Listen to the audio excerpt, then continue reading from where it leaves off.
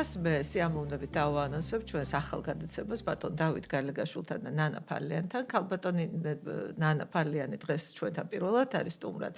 ის გახლავთ მუსიკის მეცნიერებათა მაგისტრი, ხოლო ბატონ დავითს თქვენ კარგად იცნობთ, ელოდებით ყოველ ოთხშაბათს.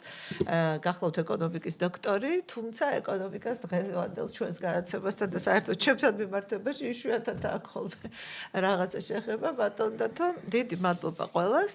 მოკლედ ესეთი ჩვენი ისეთი განსხვავებული გადაცემა უნდა შემოგთავაზოთ, რომ დარწმუნებული ვარ ძალიან მოგეწონებით. პირველ რიგში გილოცავთ ქრისტე აღსდგა, ეს კვირა ცხოვრობა გახლავთ და პირველად იყო ბგერა, პირველად იყო სიტყვა შედგებოდა ბგერისგან და სიტყვა იგი იყო ღმერთთან. ქალბატონ ნანა, უნდა მოგვიყვეთ რას ნიშნავს ბგერა საერთოდ ჩვენს ყოფიერებაში, როგორ უკავშირდება ეს მუსიკას და ცოტა მოგვიანებით გადავალთ როგორ უკავშირდება ეს პლასტიკას, ცეკვას და თვით გამოხატვა ადამიანის სახელოვნებაში როგორ დაწესდა. მოგესალმებით პირველ რიგში ქალბატონია, მივესალმებით თქვენს მაყურებელს, მიულოცავ დღევანდელ დღეს. კეთილი იყოს ჩემი ფეხი და ჩემი პირველი გადაცემა შემოსვლა თქვენს ეთერში. არაჩვეულებრივად ძვირფასი თემა არის ის, რაც თქვენ ისურვეთ, რომ გაჟღერებულიყო დღეს, ეს არის ბგერის სამყარო, მუსიკის სამყარო. და ეს არის ის იმპულსი, რომელიც მეტყოლებს სამყაროში როგორც ლოგოსი.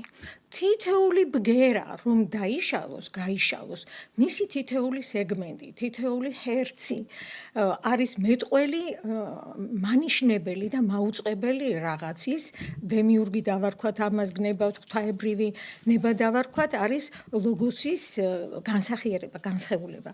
რა თქმა უნდა, აი ამ ყველაფერს ჩამონათვალს, რაც ახლა თქვენ ახსენეთ, გავშლით გადაცემის მანძილზე დრო მე მგონი, გვაქვს საკმარისზე მეტი, მაგრამ პირველ რიგში მინდა დავიწყო თქვენთან საუბარი, შემოგთავაზოთ ნიუსი, ახალი ამბავი, რომელიც ძალიან სასიამოვნო მოსასმენი იქნება ჩვენი ტელემაყურებლისთვის, ეს იქნება განსხვავებული ინფორმაციაც და საჩუქარით შეიძლება ითქვას, რომლის განხორციელებას თავი მოება, ასე ვთქვათ, საზოგადოება ERSUS, ეს არის ერთსულოვნება საზოგადოების უფლებებისათვის, ასეთი ორგანიზაცია და მისი ხელმძღვანელი ბატონი დავით გალეგაშვილი, მათი დიდი ძალისხმევით, მათი თაოსნობით და კულტურის სამინისტროს პატრონაჟით დაედგა თავი და დაიწყო სრულიად უნიკალური პროექტის განხორციელება პირველად საქართველოში. ეს გახლავთ ქართული მრავალხმიანობისადმი მიძღვნილი საიტის შექმნა, განხორციელება, რომელშიც თავმოყრილი იქნება ყველანაირი ინფორმაცია ქართული ტრადიციული პოლიფონიის შესახებ. სამეცნიერო კვლევა იქნება ეს, სტატია, წიგნი, აგრეთვე ბიბლიოგრაფია, ვის რა დაუწერია ქართული პოლიფონიის შესახებ. ასევე სანოტო მასალა, რაც კი გამოცემულია და ყველაზე მთავარი გახლავთ, რომ აი ამ საიტზე განთავსდება ჯგუფ არტ ჯორჯიას მიერ 20 წლის წინ დაწყებული საქმე, ეს გახლავთ ქართული მრავალხმიანი სიმღერის თვითმასწავლებლის ელექტრონული ვერსია, რომლის პირველი წიგნი და დისკი ასევე კულტურის სამინისტროს პატრონაჟით განხორციელდა, ეს იყო 2015 წელი. მაგრამ მას შემდეგ შეიცვალა ბევრი რამ, აი ეს გახლავთ ეს წიგნი თუ შესაძლებელი იქნება, ვაჩვენოთ ტელემაყურებელს. კი ბატონო, აი გადმოვაკამერეთ ჩემზე და ვაჩვენებ საოცარ წიგნია. მაგრამ ახლა ასეთია წიგნი, მეგობრებო, ძალიან ლამაზი და მშვენიერი. ანთოლოგია. დათო უფრო დაწვრილებით მოგვახსენებს ალბათ იდეის არსზე, კი ბატონო. მაგრამ თავარი ის არის, რომ აი ახლა აქ დისკზე დატანებული იყო პროგრამული უზრუნველყოფის გარშე განთავსებული 12 მრავალხმიანი სიმღერა თითო კუთხიდან თითო, საქართველოს თითოეული კუთხიდან და ამ პროგრამის მეშვეობით ნებისმიერ მსურველს, მათ შორის ნოტების არ მცოდნეს, მუსიკალური განათლების არ მქონეს, შეეძლო ამ ვიზუალური და აუდიო რეჟიმების გამოყენებით შეეძლო სრულყოფილად ესწავლა სიმღერა, თავისი ნამღერი ჩაეწერა, მოესმინა, უკვე ჩაწერილ სტუდიურ ჩაწერილ ხმებთან ერთად და სრულყოფილად განეხორციელებინა მერე უკვე შემოწმებული თავისი ნამღერის სამივე ხმის მოსმენა, გადაგზავნა ნებისმიერ ადგილას. აი როგორ საოცარი პროექტია მართლა, იმიტომ რომ რამდენი ადამიანია, რომელიც თვითონ მღერის, მაგრამ არ იცის არაფერი სანოტო სისტემის შესახებ და კლასიკური მუსიკალური განათლება არ აქვს. სწორედ ამ ადამიანებს დაეხმარეთ ახლა თქვენ რა. არა მარტო იცით, აქ ჩვენ ახლა ვინც ჩავწერეთ, ისინი გახლავან ავთენტური შემსრულებლები პოლიფონიური სიმღერის, მათ შორის აკადემიური ანსამბლები არიან და საკმაოდ სრულყოფილი შესრულება, ის ვარიანტები, რაც ჩვენ ჩავწერეთ და იმდენად დაწვრილებითია, ასე იგი თან ვიზუალური გამოხატულება აქ, ანუ სამ ტრეკად ჩაწერილი ტრეკი თავისი სიმღერით, თავისი ტექსტით მიდის, ფრაგმენტაცია შესაძლებელი ცალკეული ფრაგმენტები. არა მარტო, თითოეული ფრაგმენტის, თითოეული ხმის, თითოეული ფრაგმენტის ცალკე ციკლირება შეუძლია და გამეორება, სანამ არ ისწავლის. ორი ხმის გათიშვა, ესე იგი, ერთი ხმის დატოვება, ამ ერთ ხმაში თითოეული ფრაზის, მარცვლის, სტროფის ჩაციკლა და მოსმენა მრავალჯერადაც, სანამ კარგად არ ისწავლის. მე ორი ხმის გამოყვანა, ამ ერთი ხმის გათიშვა და თვითონ რომ იმღეროს შემსრულებელმა. მაგრამ ეს ვინაიდან დისკზე იყო დატანებული და ეხლა დღეს უკვე ტექნოლოგიურად მოძველებული პროდუქტია ეს მოგეხსენებათ. ამიტომ დადგა საჭიროება იმისა, რომ ინტერნეტში განთავსებულიყო, ანუ შექმნილიყო სრულიად ახალი პროექტი, დაწერილიყო ახალი პროგრამა და ამას სჭირდებოდა ძალიან დიდი ძალისხმევა, დიდი ორგანიზება. აი ამის შესახებ უკვე ბატონი დავითი მოგიყვება. ბატონ დავით, ჩვენ უკვე ისე მივაჩვენეთ თქვენგან არაჩვეულებრივი პროექტების განხორციელებას, რომ პრინციპში არც გვიკვირს, მაგრამ დიდი საჩუქარია ესა დაინტერესებული ადამიანებისთვის და სხვათა შორის იმათთვის, ვისაც მიძინებული ნიჭი აქვს და უნდა დიდი სურვილი აქვს, რომ მრავალხმიანი ქართული სიმღერა შეასრულოს. როგორ დაიბადა იდეა და თქვენი და ქალბატონი ნანას ტანდემიც როგორ შეიკრა, მე მაინტერესებს. გამარჯობა, ქალბატონოია. ქალბატონი ნანა ფალიანი და მე გახლავართ საზოგადოებრივი ორგანიზაციის ერთჩლოვნება საზოგადოების უფლებებისათვის ხელმძღვანელები და ჩვენი პირველი პროექტი, რომელიც წარმატებით დაიწყო, არის ქართული პოლიფონიის ციფრული თვითმასწავლებელი. საყოველთაო, ასეთი სიტყვაც გაჩნდა დასახელებაში, იმიტომ რომ არა მარტო ქართველებს და მუსიკის მოყვარულებს შეეძლებათ შეისწავლონ მსოფლიოს უნიკალური ფენომენი ქართული მრავალხმიანობა, არამედ დედამიწის ყველა მაცხოვრებელს. მიუხედავად იმისა, მან ქართული იცის თუ არ იცის, ყავს თუ არა მუსიკის მასწავლებელი და არის თუ არა დაინტერესებული მუსიკით, მიუხედავად ამისა, ნებისმიერ შეიძლება 8 მილიარდ ადამიანს შეიძლება რომ შეარჩიოს და ისწავლოს ქართული მრავალხმიანი ფოლკლორული და სიმღერა ასევე საგალობლებიც. ესე იგი ბატონ დავით, თქვენ არ მხოლოდ ქართველებს გაუკეთეთ საქმე, არამედ საქართველოსთვის გააკეთეთ საქმე და მსოფლიოს მრავალ ადამიანს გაუადვილეთ ქართულ პოლიფონიასთან ზიარება რა. საქართველოსთვის დიდი საქმეა ნამდვილად, რომლის იდეის ავტორის, განმახორციელებელის და ხელმძღვანელის ქალბატონი ნანა ფალიანი გახლავთ და მთავარი მიზანი ქალბატონი ნანასი და ჩვენი ორგანიზაციისა არიან ქართველები, რომლებიც ემიგრაციაში იმყოფებიან და განსაკუთრებით ახალი თაობა, რომელიც იბადება და მათთვის ქართული შეიძლება ნაცნობიც იყოს, შეიძლება საუბრობენ კიდეც, მაგრამ ის ქართული ენა ნელ-ნელა მათთან დავიწყებას მიეცემა თაობიდან თაობაზე გადასვლის დროს და გვინდა რომ როგორც თავის დროზე იავნანამ რა ქმნამ მოახდინა სასწაული ეკეთი ქართველაძე რომ დააბრუნდა სამშობლოში, ასევე გვინდა რომ ჩვენი ახალი თაობა, რომელიც უცხოეთში დაიბადა, გაიზარდა ან ეხლახან სწავიდა, მათ ჰქონდეთ ასე მჭიდროზე მჭიდრო კავშირი საქართველოსთან. ისწავლონ, თვითონ ისწავლონ მასწავლებლების გარეშე ეს ჩვენი მრავალხმიანობა და გარდა ამისა აღივსონ იმ სიამაყითაც რომ ეს ჩვენ ქართველებს გაგვაჩნია და კიდევ თითოეულა ერს რომლებიც ჩვენსავით მაინც ვერ მღერიან ასე რომ ეს საქმე კეთდება ჩვენი ორგანიზაცია დაფუძნებულია 15 წლის წინ მისი დამაარსებელი გახლავთ ბატონი მიხეილ ანდღულაძე და მასთან ერთად ეს ორგანიზაცია დაფუძნდა ისეთი ლეგენდარული პირების მიერ როგორიც არის გუჯა ბურდული მაგალითად რეზო ჩხეიძე და გუჯა ამაშუკელი და კიდევ მრავალი გამოჩენილი ხალხი და ჩვენი ორგანიზაციის ამოცანაა ეს თავის დროზე მიხეილ ანდღულაძემ რომელმაც მე გამაცნოვის მისი იდეები, ასევე ქალბატონი ნანას ბევრი მოსაზრება და კიდევ უამრავი სხვა ადამიანების მოსაზრებები მიმართული იქითკენ, რომ ჩვენ გავაძლიეროთ საქართველოს ყველა მიმართულებით. ეს შეიძლება იყოს მუსიკა, ეს შეიძლება იყოს ისტორია, ეს შეიძლება იყოს ეკონომიკა, ეს შეიძლება იყოს ყველაფერი, რომელიც საქართველოს, ქართველ ხალხს და ქართველ ერს და საქართველოს როგორც სახელმწიფოს წაადგება. ეს მაინც მცირე შესავალი გავაკეთე იმისთვის, რომ დაგვეხასიათებინა ჩვენი თავი, ერთად თანამშრომლობა და კიდევ ბევრი ალბათ სხვა იდეა, რომელიც ქალბატონ ნანოკო შემდეგადაც შეიძლება ვთქვათ, რომელიც იბადება და განხორციელდება მომავალში.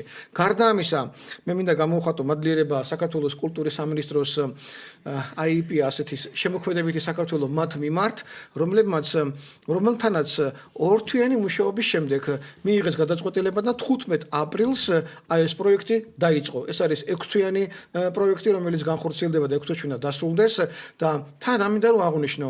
ჩვენ ახლა მიჩვეულები ვართ ქართველები, რა ვიცი, ასთავი გვახსოვს იქიდან რომ ნაცნობი უნდა ყავდეს, რაღაცა უნდა ხდებოდეს, უნდა რაღაცას მოქმედებდნენ ვიღაცის საშუალებით. ეს ჯერ კიდევ კომუნისტებიდან მოყოლებული რომ ასე მივეჩვიეთ ხო ჩვენ ფსიქოლოგიაში ჩვენც ვერ უშვებთ რომ შეიძლება არც ერთი ადამიანი კულტურის სამინისტროში არ მინახია ტელეფონის საშუალებით როდესაც განცხადება შევავსეთ და შევიტანეთ ისიც ციფრულად არ მიგვიტანია ტელეფონის საუბრებით გავიცანით ტელეფონით რამოდენიმე ადამიანი ვინც საჭირო იყო დაგვაკავშირებდნენ მასთან და ასე სიმართლედ მოულოდნელად რა პროექტმა დაიწყო მუშაობა დიდი მადლობა.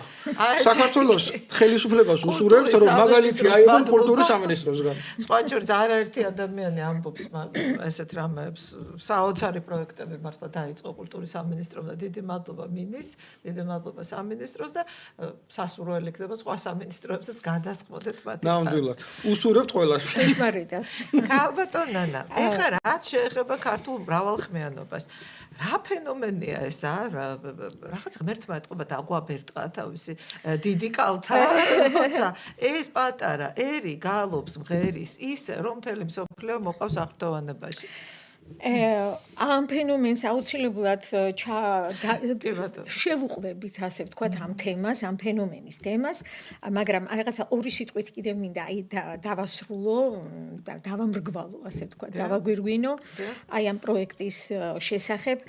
ასევე მინდა ღრმესი მადლობა გადავუხადო აფხაზეთის განლების სამინისტროს, ვინაიდან მათი ძალისხმევით მოხდა აფხაზური სიმღერების შემომატებაც აფხაზეთის კუთხის და რომელსაც არ დავკარგავდით ცხადია და არანაირად ეს განუყოფელია საქართველოსთვის და განუყოფელია ის ტრადიციები, შემსრულებლები თუ იპოვეთ რაც თავარია. ხო, აიცით, აი შემსრულებლებზეც უყურეთ, აი ჩვენი ანსამბლების რეპერტუარში ეს მუდამ იყო და არის აფხაზური, ქართული, ეს განუყოფელია. ეს არის ჩვენი ერთ-ერთი კუთხე და ამას მოწმობს ის მელოსით, ის პოლიფონიის, ის ხარისხი, არა ტიპი პოლიფონიისა, რასაც მღერიან საკრავები აგრეთვე და მით უმეტეს მთის ადათ-წესები, ტრადიციები და ის ეთნიკური ნიშან-თვისებები მოწმობს იმას, რომ ეს არის საუკუნეობრივად ჩამოყალიბებული ერთობა. ამიტომ აი ძალიან დიდი მადლობა აფხაზეთის განათლების სამინისტროსთაც, რომ ჩვენ ორ ძვირფას სიმღერას შევიტანთ, გარდა იმისა, რომ საქართველოს თითო კუთხიდან თითო სიმღერა იქნება და ასევე იქნება ლაზური სიმღერა, რაც ჩვენთვის ძალიან საინტერესო იქნება. შევაჩერეთ ჩვენ არჩევანი ანსამბლ დიდგორზე, რომელიც უკვე ძრავცარია სტაჟიანი და საფრთხე, არაჩვეულებრივად შეკრული. კარგი მომღერლები და კარგი სოლისტები. მომღერლები, აი კარგად ორიენტირებული მომღერლები და რაც მთავარია, საოცრად დაბალანსებული ხმები აქვთ. აი ხმები პირდაპირ შესაბამისი ჟანრებისთვის, ეთნოგრაფიული კუთხეებისთვის დამახასიათებელი ტემბრები. და აი ამიტომ შევარჩიეთ და აფხაზურ სიმღერასაც ისინი იმღერებენ და ამ პროექტშიც მხოლოდ ისინი მიიღებენ მონაწილეობას, წარმატებებს უსურვებ მათ ჩვენთან ერთად და კიდევ უყურეთ ეს არის ახლა დასაწყისი კულტურის სამინისტროს კიდევ ერთხელ დიდი მადლობა, მაგრამ ეს იმდენად მნიშვნელოვანი პროექტია იმისთვის, რომ განათლების კუთხით იქნეს გამოყენებული და ჩართული სასკოლო მუსიკალური განათლების სისტემაში. ანუ ჩვენ შეგვიძლია რომ სპეციალურად შევქმნათ კიდევაც ისეთი პროგრამები და პროექტები განათლების კუთხით, მუსიკალური განათლების კუთხით, რომელიც დაეხმარება არა მარტო პედაგოგებს, პედაგოგების სახელმძღვანელო გახდება, არამედ იქნება ბავშვებისთვის საყვარელი, მისაწვდომი, თამაშით შესამეცნებელი და ასათვისებელი მასალა. ასე რომ ეს ახლა ვაჟღერებ იმისთვის, რომ მივიდეს ინფორმაცია იმ ადამიანებამდე, რომლებიც მზრუნველობით კურირებენ ამ საკითხს, ამ თემას და იქნებ მოხდეს სამომავლოდ, რომ ეს ჩვენი რესურსი, პროგრამული, ციფრული რესურსი იძლევა იმის საშუალებას, რომ სოლო სიმღერის, საგუნდო სიმღერის, კლასიკური, თუნდაც ჯაზური, ნებისმიერი მასალა იქნეს დამუშავებული და აი ამ გარსში განთავსებული და წარმოდგენილი. ასე რომ აი ახლა შევიყვები უკვე აი ამ თემას, ეს რა ფენომენია. უყურეთ, მე აქ პატარა ამონაწერები მაქვს, რომ არ დამვიწყებოდა უკვე ჩემს სასაკში შეიძლება გამომჩეს. მაგრამ თქვენ არაფერი არ დაგავიწყებთ, იმიტომ რომ თელი ცხოვრება ამას მიუძღვნა. ხო, მაგრამ მაინც. აი ნახეთ რა ხდება.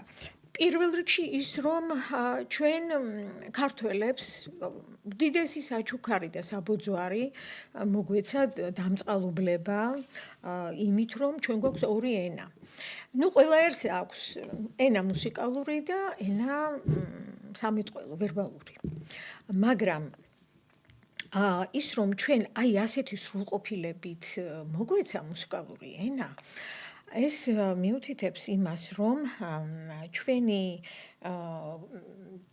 გენეტიკური ძლიერება და ჩვენი გენეტიკური წარმომავლობა სხვა განსხვავებული ხარისხია და ეტყობა განსხვავებული როლი შეგვაქვს საერთო საკაცობრიო კულტურაში. ჩვენი უნიკალური. ნუ არავის ადგილს ვიკავებთ, მაგრამ ჩვენს ადგილსაც ვერავინ დაიკავებს. ეხლა რა შეეხება მუსიკალურ ყურს, ხო? აი კარგი ყური აქვს, მუსიკოსები იტყვიან ხოლმე, ხო? კარგი ყური აქვს. აი ეს არ არის შემთხვევითი გამოთქმა. აი ხა დღეს ვეუბნებოდი სწორედ აქ შემოსვლამდე ესე გამოდის თითქმის ყოველ მესამეს კარგი ყური აქვს საქართველოში. ხო, უყურეთ, და ეს არის გენეტიკური ფაქტორი. შეხედეთ, ყურის ნიჟარა ისეთივე უნიკალურია, როგორც თითების ანაბეჭდი. ანუ ყურის ნიჟარა შეიძლება იქნეს გამოყენებული როგორც კოდი უნივერსალური, მით უმეტეს რომ ფორმა, ანუ ზრდაში ყური არ იცვლება. რაც არის ეს არის და ეს აქვს ყველა ადამიანს საოცარამეს აბობთ ხა ეს არის ბევრმა ადამიანმა. კი, ეს არის სრულიად უნიკალური. ასევე, ხო, აი უნიკალურია ხრტილი, აი ეს პატარა სამკუთხედი ადგილი და ასევე სპირალი, აი მას ქვია სპირალი. აი ეს კონფიგურაცია აბსოლუტურად ყველა ადამიანს აქვს თავისი უნიკალური და განუმეორებელი და ეს აგებს პასუხს მე შემდეგ შიგნით ახრტილებზე, საიდანაც გარედან შესული ჰაერის ხორხევის მეშვეობით გარდაისახება და მიდის აი პატარა ბორცვაკებამდე.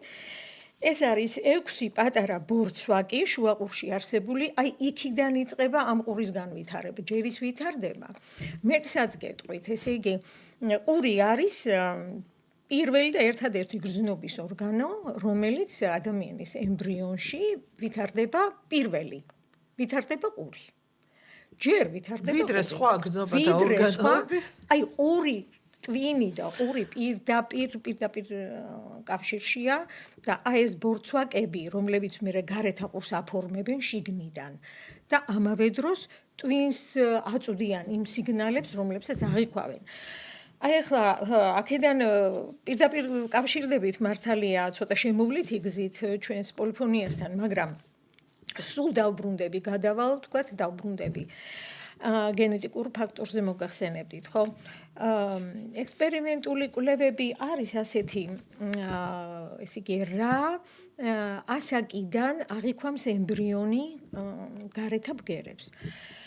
აღმოჩნდა, რომ 26 კვირაზე, არა, მაპატიეთ, 26 კი არა, მე-6 კვირაზე ყალიბდება ეს ბორცვაკები. მე-6 კვირაზე. ანუ ბგერის აღქმა. აღქმა ბგერისა იწყება მე-6 კვირის შემდეგ. ნუ ეს არის სადღაც თვენახევარი, ხო? აი ასეთი სისწრაფით. ემბრიონს დედის წიაღიდან ესმის ყველაფერი. დედის წიაღიდან ესმის არა თუ ყველაფერი, არამედ აღიქვამს იმ ბგერებს, იმ ხმებს, რომლებიც აი წყლის ფილტრაციის მეშვეობით გარდასახული აღწევს მის მენამდე. და შესაბამისად ესთეტიკაც უყალიბდება. ხო, არა მარტო ესთეტიკა, ესე იგი, ეს არის ჯერ ფიზიოლოგიის დონე. აი პირველი დონე რო ავიღოთ, ეს არის ფიზიოლოგიის დონე. მესამე ტრიმესტრში, აი ჩატარებულია კვლევები, ყურეთ, 80-იანი წლების შუა პერიოდიდან დაიწყო აი ამ ექსპერიმენტების ჩატარება ამერიკაში, ჩრდილო კაროლინას შტატში, უნივერსიტეტში აწარმოეს ესეთი კვლევა. მესამე ტრიმესტრიდან მოასმენინეს ფეხმძიმე ქალბატონებს, მოასმენინეს და თან აკითხეს კიდევაც. ყვებოდნენ ეს ქალბატონები ზღაპარს, კატა ქუდში. იყო ასეთი ზღაპარი. და სისტემატურად ყოველ დღე დაბადებიდან ერთი თვის თავზე, ორი თვის თავზე, აი სხვა ბავშვები და ეს ბავშვები, რომლებიც ამ ზღაპარს ისმენდნენ. მიცეს საწოვარები და საწოვარას უცვლიდნენ. ოღონდ საკვებიანი საწოვარა კი არა, მათ უარა საწოვარა როქია. და შესაბამისად ტვინიზე ელექტროენცეფალოგრამა სიგნალები იგზავნებოდა ტვინისკენ. იყვნენ ბავშვები ამ ექსპერიმენტში ჩართული, ნუ უნებელია ეს ბავშვებისთვის. და როდესაც ისმენდნენ ბავშვები აი ამ ზღაპარს, რომელიც უკვე მუცელში მათი ტვინის იწყებოდა ჯერ ერთი წოვის გახშირება, აჩქარება. ეს კი მოსწონდა. კი, ესე იგი, ანუ ისინი რეაქციას, გარე რეაქციას ავლენდნენ მათთვის უკვე იყო ნაცნობი და ამიტომ იყო და ამავე დროს ტვინს გადასცემდნენ განსაკუთრებული სიხშირის იმპულსებს, ელექტროიმპულსებს იმ ბავშვებთან შედარებით, რომლებიც ამას არ ისმენდნენ და აი გამოუცვალეს საწოვარა. რაღაცა ჩაურთეს. კიდე რაღაცა არავითარი ერთნაირი რეაქცია არ იყო.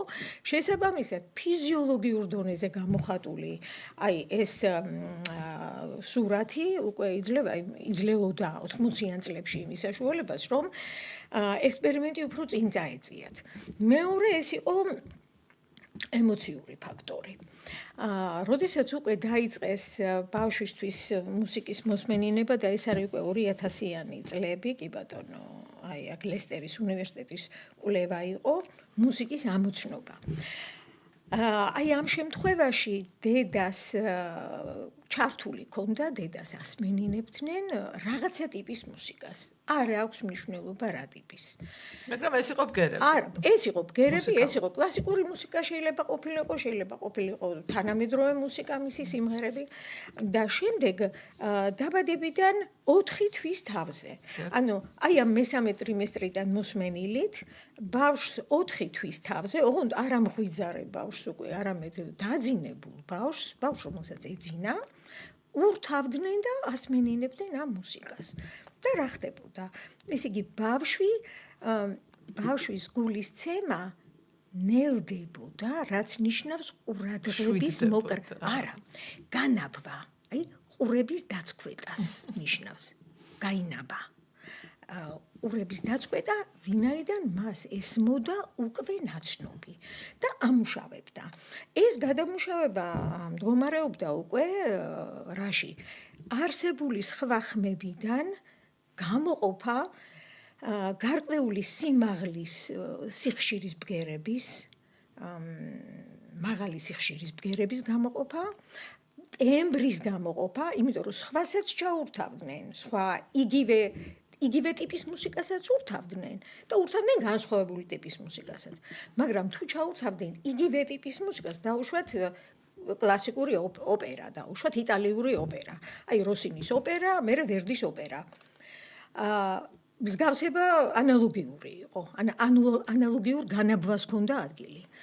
ან და თუ ეს ბავშვი ისმენდა დაუშვათ ჯაზს სიტყვაზე, ან რაღაცა პოპ მუსიკას, მუცელში და იგივეს კი არ ჩაურთავდნენ, არამედ მსგავს ამ ჟანრისას. მაინც რეაგირებდა. ესე იგი, ანუ აქ არა მელოდიის ტიპის და ესე დეტალიზება ჟანრების გარჩევაც კი იცის პატარა. ხო, უყურეთ ზოგადი, ანუ ტემბრის გამოკვეთა შეუძლია დიფერენცირება, შეუძლია სიხშირის ბგერების გამოკვეთა და რიტმის. აი რიტმს ძალიან დიდი მნიშვნელობა ჰქონდა ბავშვისთვის. აი ხა დაუბრუნდები ისევ იმას, როცა ბავშვს უყვებოდნენ რაღაცას ტექსტს და ზღაპარს გნებავთ და აი ამაზე ჰქონდა რეაქცია. ამ შემთხვევაში ბავშვის ტვინი ემზადებოდა იმ ენის აღსაქმელად, რა ენაზეც ის უნდა ამეტყველებულიყო. აი ეს ენაც გენეტიკურია, ხო? აბსოლუტურად გენეტიკური. ეს ყველაფერი არის ჩადებული, ანუ და თუ რა თქმა უნდა ბავშვს ამას მიაწვდი. თუ ამას არ მიაწვდი, აი მე ხდება დისტანცირება. მე ხდება ის რომ არამთლიანი, არაჰარმონიული პიროვნების, გაუცხოების და ასე შემდეგ. და ძველ ხალხებში ეს იცოდნენ ტრადიცია იყო ასეთი, როდესაც ფეხმძიმე მიყავდათ ტაძრად, აი ღვთისმშობლის ტაძრად მიყვანებაც ხომ არის, ხო? მიყავდათ თუ არა და ტარდებოდა ესეთი რიტუალები ფეხმძიმე ქალბატონებზე და მას უგალობდნენ. აი ეს გალობა, უყურეთ, ბავშვი ემბრიონი და მე თვითონ პატარა ჩვილი ბავშვიც აღიქვამს მასთან მიდის დაბალი სიხშირეები. მაღალ სიხშირეს ბავშვი ეწინააღმდეგება, ანუ აშინებს, აშფოთებს. ამიტომ ეს ხდებოდა დაბალ რეგისტრში ღუღუნა ხმაზე, აი ხო, დაბალ ხმაზე და არა გამყინავ ხმაზე. და ბავშვი აი ამას აღიქვამს ისევე იმ რიტმში, როგორც დედის გულის ცემას.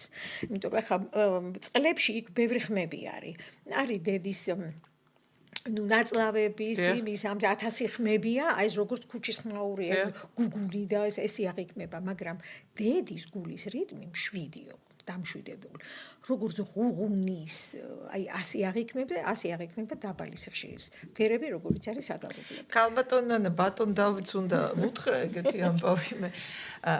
თუ დაკვირვებული ხართ, ესეთი ექსპერიმენტი არავის ჩაუტარებია, მაგრამ მე შემიძლია ვთქვა ჩემ გარემოცვაზე. ვეფხის ტყაოსანი მიუხედავად იმისა, რომ ძალიან რთული ტექსტია და ძალიან ხშირად ბავშვებს არ ესმით, პატარა ბავშვებს კი არა, ნუ სამეცნიერო ეს არის რა ქვია, რჩევის ამბავი, ესა თუ ის ფრაზა, ესა თუ ის სიტყვა ძალიან ადვილად სწავლობენ ვეფხის ტყაოსანს ზეპირად ბავშვები. მათ შორის 2, 3, 4 წლის ბავშვები. აი იგივე ხომ არ ხდება, რაც ქალბატონი ნანა ამბობს. გენეტიკური ხომ არ არის ჩვენთვის ვეფხის ტყაოსნის დასწავლა და ეს ხომ არ ხდება ძალიან ძალადაუტანებლად ბავშვებისთვის. ქალბატონი ნანა ბრძანებდა სულ ახლახანს, რომ ყველას გააჩნია ორი ენა. ერთი არის მეტყველება, ანუ ვერბალური ენა და მეორე არის მუსიკალური ენა. და ეს როგორც ჩვენ ახლა გავიგეთ მე და თქვენ ამ შემთხვევაში ბევრი რამ სიახლე არის აბსოლუტურად უნიკალური. არა მარტო ერის და ხალხის მიხედვით, არამედ თითოეული ინდივიდის, ადამიანის მიხედვითაც კი. ეს ხო სიახლეა ჩემთვის თქვენთვისაც ასაც ვისმენთ. ამიტომ აი ეს სამეთყველო ენა, ქართული ენა ისეთივე აბსოლუტური უნიკალიზმია, უნიკალურობის ფენომენია შეიძლება ითქვას, როგორც შევადაროთ სხვა ენებსაც. და აქ აუცილებელია რომ გამოვყოთ შემდეგი რამ, რომ ჩვენ ვართ სამი ენის მქონე ერი.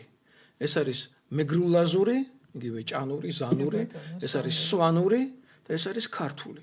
და ის დავაც დაუშვათ დიალექტი არის თუ არ არის, ეს უნდა გვერდზე გადაიდოს და შეიძლება ითქვას, რომ ეს არის სამივე თანადროული, თანაბარი ძალის მქონე, ალბათ მიზანმიმართულად ასე დაბადებული ღმერთის მიერ, რომ ასე უნდა მომხდარიყო მუსიკალურად ადამიანის ტვინის მიერ სამყაროს აღქმაც.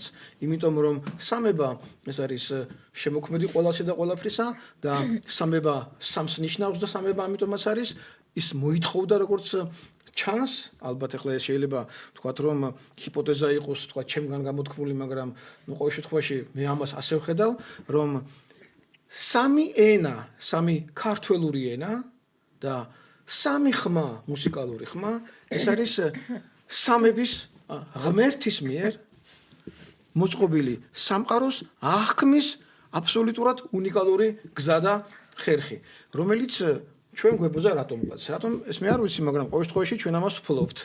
რაც ახლა რატო დავისახუროთ თქვენ ამას? არა, ჩვენ ვიცით რომ არ დაგვიმსახურებია. უბრალოდ გვებოძა. ხო, მაგრამ ასეა, ხო, ჩვენ დამსახურებით არ ხდება წყალობა, ხო? თავდაბალი ხალხი ვარ და დამსახურებას ნამდვილად ვერ გამოვთქვავთ ვერანაირად. პირიქით, არ დაგვიმსახურებია როგორც ჩანს. მე რა მაინტერესებს ქალბატონ ნანა, ოდნავ გვერდზე გავუხვევ და მე თქვენ გააგრძელოთ თქვენ ძირითადი ხაზი. თუ გეოგრაფიას აქვს რაღაცა მნიშვნელობა აი ამ ჩვენს მრავალხმიანობაში, ხო? ჩვენ კავკასიელი ხალხი ვართ, კავკასიის მთებში დავიბადეთ და უამრავი ვთქვათ აი აქ ჩრდილო და სამხრეთ კავკასიაში არის რაღაცა 40-მდე ტომი. ხო ესეა.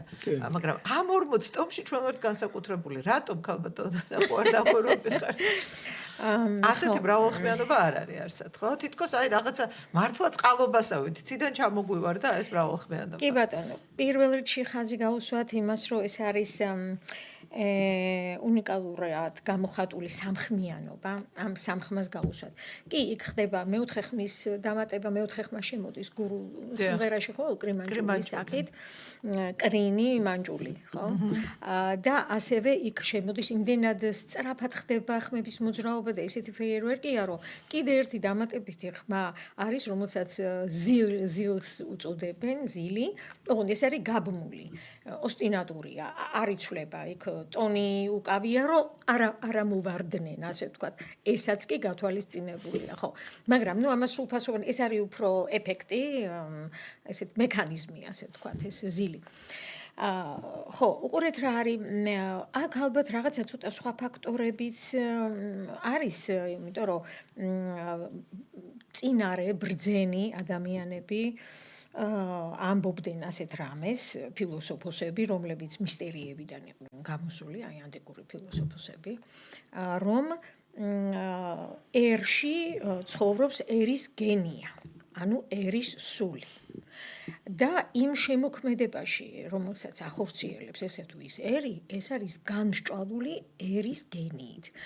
ეს არის დაახლოებით, ისინი გულისხმობდნენ, ამაში მიაზრებდნენ მთავარანგელოზებს, რომლებიც არიან ერის მფარველი, როგორც ადამიანს ყავს თავისი მფარველი ანგელოზი, ერს ყავს მფარველი მთავარანგელოზი. ხო, ეს არეოპაგეტიკის ის არის საგანი თემა, ხო. და იქ აღწერილი არის აი ეს იერარქიები, დაწვრილებით ყველაფერი, თუ გექნებათ სურვილი, ჩვენ შეგვიძლია მე შემდეგ გადაცემებში განვავრცოთ, ხო, მაგრამ უყურეთ აქ რა ხდება, ჩვენი ერის გენია, ანუ ჩვენ ერში მოქმედებდა ის იმპულსი, ასე ვთქვათ, ის გენეტიკური, რომელიც ჯერ კიდევ წინარე ქრისტიანული და უფრო ადრეული, ალბათ უფრო ადრეული 1000 წლეულებით იქით ალბათ, ნუ ფაქტორი, რომელიც სამყაროს ტრიქოტომიულ აღნაგობას აიქვამს. ანუ თვითონ სამყაროა, გამოცხადებული სამყაროა სამ ნაწილად განფენილი, ასე ვთქვათ.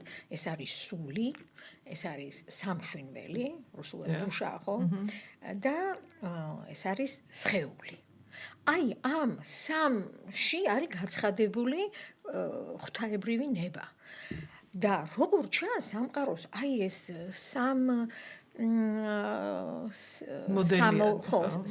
სამწევრიანული აღნაგი, როგორც ჩანს, ადამიანსაც იგივე აქვს, ხო? ადამიანი არის სულიც, მას აქვს სამშვენველი და მას აქვს სხეული ფიზიკური, რომელთაც თავის ნებას გამოხატავს, ხო? შესაბამისად, აი ამის აღქმა ეტყობა ოდესღაც ატავისტური აღქმა, რასაკვირველია, გახდა იმის განმცხადებელი, რომ ადამიანების ჯგუფმა ეს ერთდროულად აღიქვა. აი ახლა როგორც ჩვენ დავუშვათ აქ რაღაცა მექანიკური ხმა გაჩნდეს და სამივე აღვიქვამთ, ხო? და ეს ჩვენთვის ჩვეულებრივი ამბავია.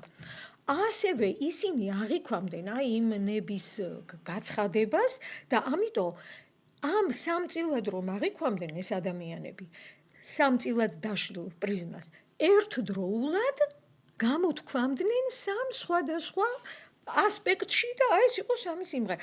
ეს ხომ არ არის ერთი სიმღერა. ანუ ეს ხომ არ არის ისეთი ფაქტი, რომ აი ადამიანი კომპოზიტორი ჯდება და წერს სამივე ხმას. აი ამ სამ ადამიანს სხვადასხვა სივრცეში არსებულს საიდან უნდა მოსულიყო თავში რომ აი მე იცი ახლა აი ვიმღერებ აი ეს დავწერე ამას აქედან აქამდე ვიმღერებ და შენ იცი რა იმღერე ხო აი ეს ხომ არ იყო ისინი ერთად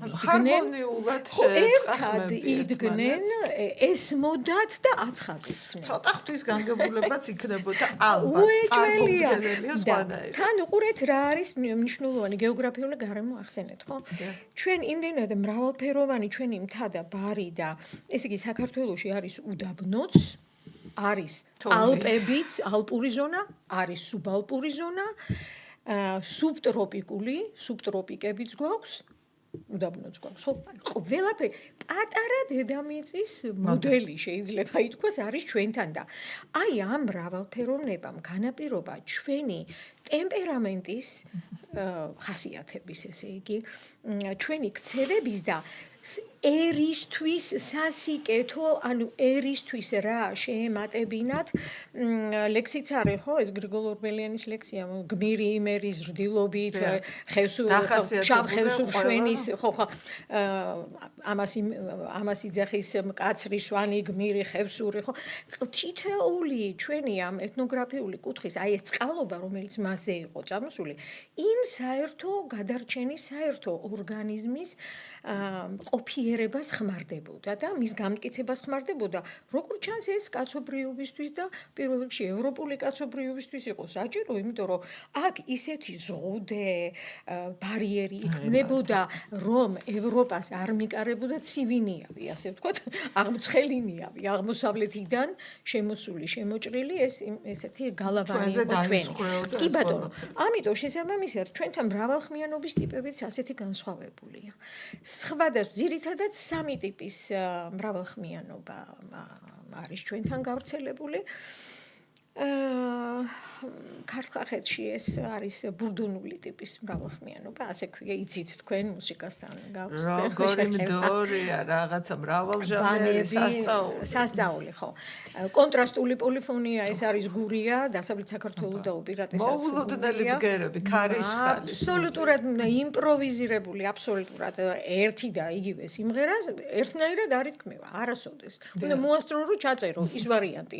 მე ის აღარ ითქმევა. და აი სვანური, რაჭული და ლეჩხუმური პრინციპში ერთი რეგიონია, ერთი პლასტი არის. ეს აქ არის კომპლექსური მრავალხმიანობა, ხო, როცა აი ეს არის ყველაზე ძველი ტიპი მრავალხმიანობის, როცა სამივე ხმა ერთდროულად, ერთ ტემპში, ერთ რიტმში ერთდროულად გადაადგილდება, ერთდროულად მოძრაობს. აი ეს არის ყველაზე ძველი ტიპი. აი აქ ჩვენ შეგვიძლია უკვე დავალაგოთ და ეს ისტორიული დინამიკა დავინახოთ, აი რა როგორ შეიძლება და განვითარებულიყო. თუმცა ერთდროულადაც შეეძლოთ ეარსებათ აი ამ სხვადასხვა პლასტებს გამომდინარე ჩვენი ხასიათის თვითყოფადობიდან, ჩვენი რეგიონების ეთნოგრაფიული რეგიონების აი ესეთი მრავალფეროვნებიდან. ხო, გენეტიკურია დიდი მადლობა ბატონ დავით ისევ გენეტიკას რომ დაუბრუნდეთ ძალიან საინტერესოა ის რომ ჩვენ გვაქვს კარგი ყური და ესეც ღმერთმა გვიბოძა როგორც ქალბატონმა ნანამ თქვა ამ კარგმა ყურმა შემდეგ ჩვენი ქართული ხასიათი გამომდინარე გეოგრაფიიდან გამომდინარე აი ამ მრავალკლიმატიანობიდან ხო არ განსაზღვრა ხო არ გიფიქრიათ ამაზე ძალიან საინტერესო თემა გეოგრაფიულმა გარემომა რა თქმა უნდა განსაზღვრა იმიტომ რომ ჩვენი ცივილიზაცია რომელიც 8000 წელს ითვლის ბიბლიის მიხედვით და როგორც მეცნიერები ამას აითვლიან, ეს არის გამყინვარების ბოლო პერიოდიდან დაწყებული 12-1000 წლის წინანდელ ეპოქაზეა საუბარი, როდესაც ევროპის ჩრდილოეთ ნაწილი იყო ყინულის ქვეშ, ბრიტანეთი მაგალითად ყინულით იყო დაფარული და ეს ცივილიზაცია იბადებოდა სწორედ ამ ზოლში, რომ წარმოვიდგინოთ ჩვენ და ეს ზოლი, სადაც ჩვენ ვცხოვრობთ, კავკასია, შემოისაზღვრებოდა, რა თქმა უნდა, ორი ზღვით, მაგრამ აქ მთავარი იყო თვითონ კავკასიონი, ვინაიდან ის ცივი მასები ჰაერისა ვერ აღწევდა მის სამხრეთ ფერდობებამდე. ამიტომაც თუ კი შეიძლება ითქვას, რომ აი კავკასიური ერი, როგორც თეთრკანიანებზე როგორც ამბობენ ახლა მეცნიერები, ხო, კავკასიური შესახიან მათ.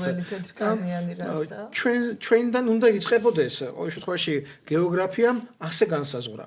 თუ გეოგრაფიამ განსაზღვრა ის, რომ ცივილიზაცია შეიძლება მართლაც აქედან იწყებოდეს, თუნდაც ამ ცივი ჰაერის მასების მოძრაობის შემაკავებელი კავკასიონისა და გამო და კიდევ სხვა მრავალი ფაქტორის გამო, ზუსტად აქედანაც ჩვენ გავდივართ უკვე გენეტიკაზე. და ეს გენეტიკა მრავალ ათასწლიანია და ეს არ გამოიმუშავება, მაგალითად, რამოდენიმე საუკუნეში თუ შენ სკოლაში გასწავლიან ერთ და იგივე მელოდიას, მაგალითად, ხომ? ეს შენ გენეტიკას ვერ შეგიცვლის, მაგრამ რამოდენიმე 1000 წელიწადი, რომელიც არ გაუვლია ბევრს კი არა, შეიძლება არც ერთსაც არ გაუვლია, რომელიც ჩვენ ქართველურმა ტომებმა გავიარეთ დაწყებული კავკასიონიდან, მცირე აზიიდან და შემდეგ უკვე სამხრეთ ევროპიდან და უკვე ევროპიდანაც, სწორედ ეს გენეტიკური ელემენტი შექმნა, რომელიც არის აბსოლუტურად უნიკალური და ძალიან ძლიერი. ყველაფერს ვაკეთებთ ჩვენ დღევანდელი ქართველობა, რომ დავაზიანოთ ჩვენი საკუთარი თავი, მაგრამ მაინც ვერ ვერევით და ეს გენეტიკის დამსახურება პირველ რიგში. კოდი გვაქვს ჩადებული. ამ გენეტიკას რომ შევმატო ერთი ამბავი, შეიძლება რამოდენიმე წუთი დამჭირდეს, ქალბატონო ნანა, თქვენი ნებართვით ერთ ისტორიას მოვყვები ჩვენი 1000 წლის წინანდელი პერიოდიდან. დავით აღმაშენებლის მასწავლებელი თქვენეს იყო არსენ იყალთოელი, რომელიც ასევე გახდათ გელათის აკადემიის რექტორიც და შემონახულია მისი ანდერძი, სადაც ასეთი ცნობაა, რომ ანდრია კრიტელის დიდი კანონი როგორ ითარგმნებოდა ქართულად. და სწორედ ამ ინფორმაციაში დევს სწორედ ჩვენი პოლიფონიის პატარა დახასიათებაც. ნახეთ რა ხდებოდა. მე-7-მე საუკუნეში ანდრია კრიტელმა შექმნა ეს ცნობილი დიდი კანონი, რომელიც დიდი მარხვის პირველ კვირას იკითხება ყველა ეკლესიაში 2 შაბათს, 3 შაბათს, 4 შაბათს და 5 შაბათს, ეს ჩვენ ყველამ კარგად ვიცით და ეს ითარგმნა კიდეც. პირველი თარგმანი განახორციელა ეფთიმე მთაწმინდელმა. იცით რა დიდი მამა ქართველებისა ეფთიმე მთაწმინდელი, ეს ათონის მთაზე ქართული მონასტრული ცხოვრების დამაარსებელიც და შემდეგ დიდიშვილების აღმზრდელიც და შემდეგ უკვე ის დღემდე რომ მოედინება ჩვენი მართლმადიდებლური სულისკვეთება, სწორედ ერთ-ერთი ფუძემდებელი შეიძლება შეითვალოს, რომ ეფთიმე მთაწმინდელია განათლების კუთხით პირველ რიგში. სწორედ განათლება იქ იბადებოდა, თანამედროვე განათლება, რასაც ქვია. ეფთიმე მთაწმინდელი იმდენად დიდი იყო თავის სიცოცხლეშიც კი, რომ მას ხელეწიფებოდა შემოკლებაც და შემატებაც. რას ნიშნავდა ეს, რომ მას შეეძლო თარგმანში შეემცირებინა ორიგინალი, თქვათ დიდი კანონი ანდრია კრიტელისა ის სტროფები, რომელიც ჩვენთვის იყო საინტერესო ამას თარგმნიდა და ამას თარგმნიდა ძალიან თავისუფლად. ამოიღო ის ნაწილი, რომელიც იყო უაღრესად თეოლოგიური და ჩათვალა, რომ ეს აღარ იყო საჭირო რომ ეთარგმნა და პირიქით მას შემატა სინანულის საგალობლებით. ანუ მან პრაქტიკულად ახალი ნაწარმოები შექმნა, ოღონდ ანდრია კრიტელის დიდი კანონის საფუძველზე.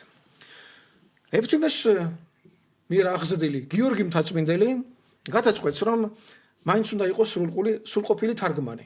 ამიტომ მანაც თარგმნა ანდრია კრიტელის დიდი კანონი, ოღონდ ტექსტი კი უკვე სრულიად გადმოითარგმნა, მაგრამ ის რაც ეფთიმემ თავისი მიუმატა, იმას ხომ ვეღარ უგულებელ ყოფდა. ამიტომ ისიც მიამატა და გამოვიდა უფრო დიდი ახალი ნაშრომი, ნათარგმნიც და შექმნილიც ეფთიმეს მიერ. გამოხდა ხანი და დავით აღმაშენებლის თხოვნით არსენ იყალთოელმა გადაწყვიტა, რომ ეთარგმნა. ეს არსენი ყალთოელი გახდათ ელინოფილი, ანუ ხო არიან არა? ევროპაფილები, რუსოფილები და ამერიკანოფილები და ყველას ფილები ქართველები ხომ მოართ? ყველა მიმართულებით. მაშინ იყვნენ ეს ელინოფილები, ვისაც ბერძნები უყვარდა ძალიან ბიზანტია. იმიტომ რომ მივიღეთ ჩვენს არწმუნება აქეთ. ხო, რა თქმა უნდა.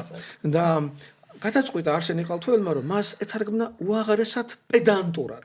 ზუსტად არც მიემატებინა, რაც გამოეკლო ეფთიმის არ გაითვალისწინებინა ამ შემთხვევაში მისი შემატებულიც და თარგმნა უაღრესად ზუსტად. შინაარსი გადმოიტანა.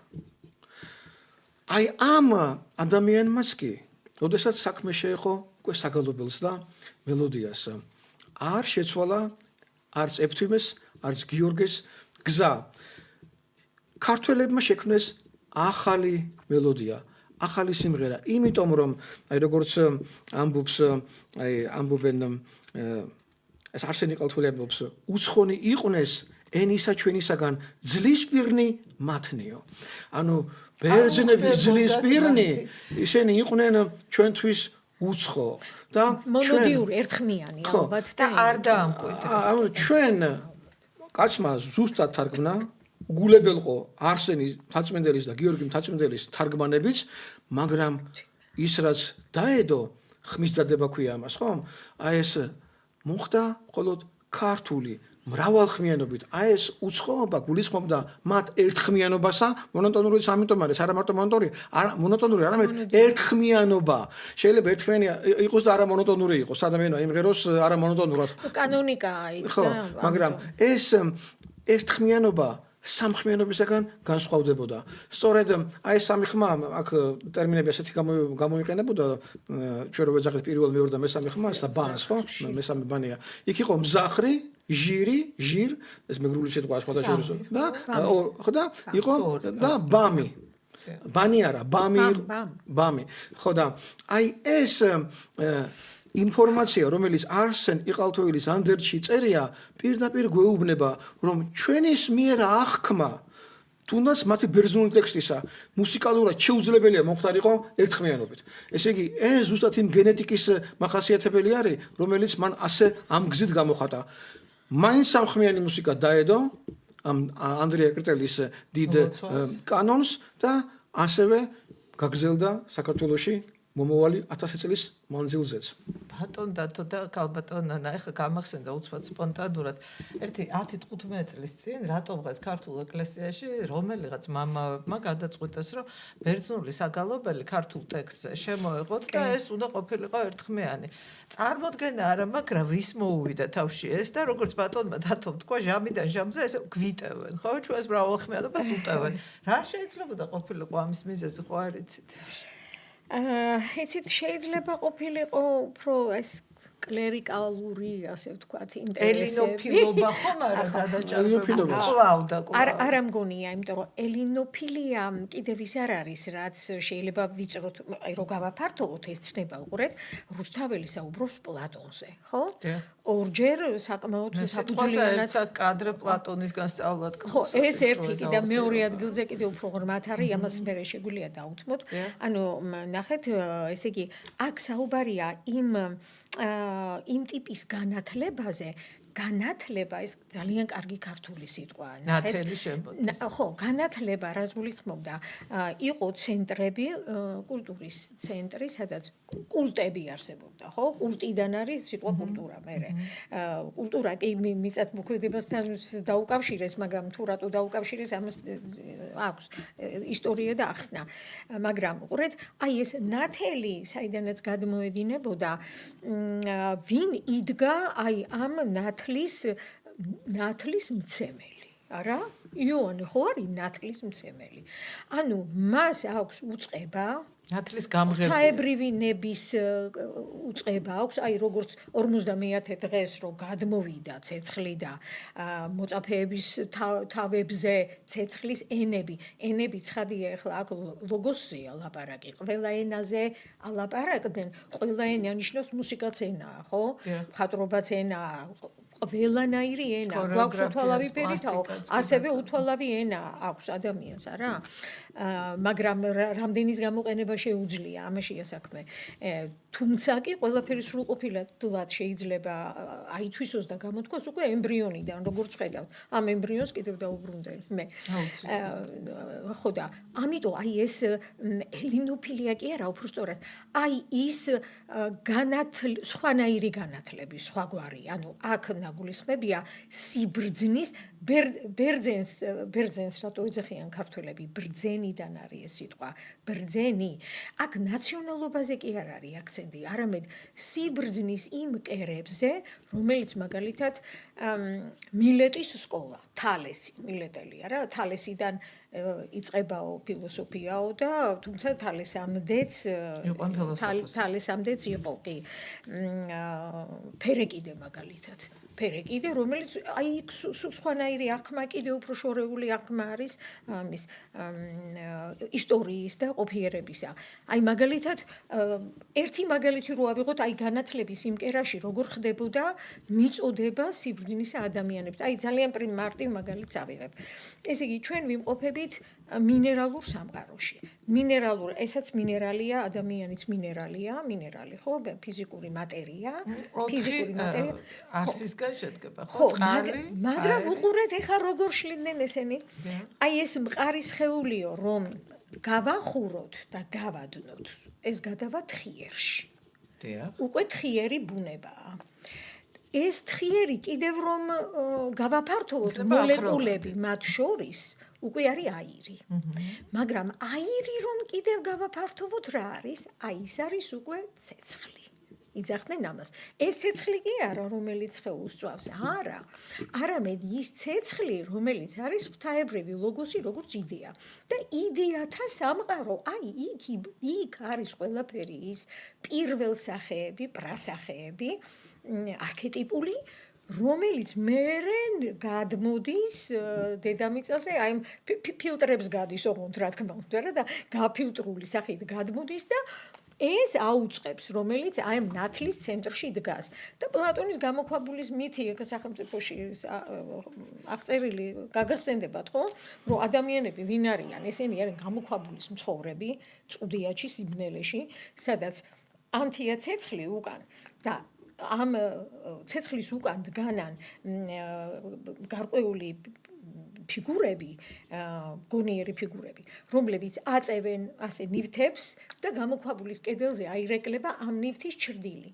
და აი ეს ადამიანები უყურებენ ამ ჭრდილებს და ამ ჭრდილებით სწავლობენ, რომ უი აი ეს არის ჭიქა, ანუ ამისი ანასახი ჭრდილის ანასახი. ხოლო თვითონ არსებასთან წვდომა არ აქვთ ადამიანებს. როდის იწყება არსის ნამდვილი შემეცნება?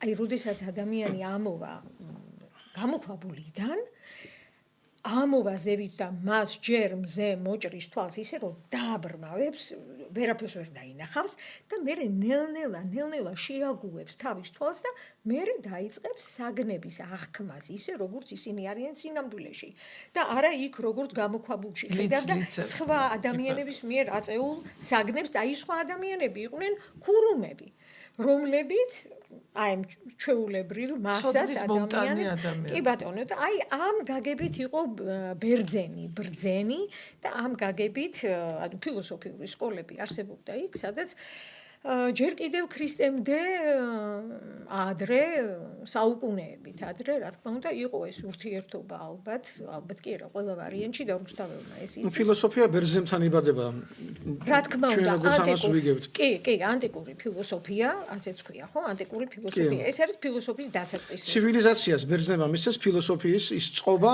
რომელიც არსებობს რა ფილოსოფიური აზროვნება რომელიც თანამედროვე ფილოსოფიას ედო საფუძვლად ხო დიახ უყურეთ რატო ცნებების ენაზე გადმოიტანეს ის რაც თქვათ არსებობდა ვედებში ინდოეთში ეს არის სიბრძნის გამოცხადება აღსავსე აუწყებელი სიბრძნით ვედები და ვედანტები ხო, სიბრინის გამოცხადება, მაგრამ ეს არის ხატოვანი ენით გადმოცემული. ამას თავისი წაკითხვა უნდა, თავის წამკითხველი და თავის თარჯიმანი უნდა. ვინც წაიკითხავს, მან თარჯიმანს უნდა მოუყვის. თარჯიმანმა კიდევ თარჯიმანს და ვერც მივიდოდა ადამიანებამდე, რომ არ არსებულიყო საკულტო სახიობები. თარგმნეს. ცეკვები და ასე შემდეგ. ანუ რას ნიშნავდა, მაგრამ ხო, აი ცნებების ენაზე უკვე ცნება. უკვე ჩნდება ბერძენთან და ლოგიკაც ცხადია ჩნდება ბერძენთან. ანუ ბერძნული ეს არის თანამედროვე ჩვენი და ევროპული აზროვნების დასაწყისი და მეცნიერების დასაწყისი. იცით, აი ეხა მომივიდა აზრად ასეთი რამ, ვიდრე ადამიანი თანაწევრებულ მეტყველებას ისწავლიდა, ვიდრე აი სასწაული ანბანი შეიქმნებოდა და ბგერა შესატყვისი ექნებოდა გრაფიკული გამოსახულება, მრავალმა საუკუნემ ჩაიარა და სწორედ აი ამ ანბანმა დანაწევრებულმა მეტყველებამ ადამიანი განავითარა, ხო? მე მაინტერესებს და ალბათ პასუხიც კი ვიცი, ვიდრე შეიქმნებოდა ანბანი, ალბათ იქამდე შეიქმნა მუსიკალური ბგერა და ალბათ იქიდან დაიწყო თქვენ ძალიან ორი ენა არსებობს, ერთი ვერბალური და მეორე მუსიკალური, ალბათ მუსიკალური ენა წინ უსწრებდა ანბანს, არა? რა თქმა უნდა, ეს ხდებოდა შემდეგნაირად, ოღონდ.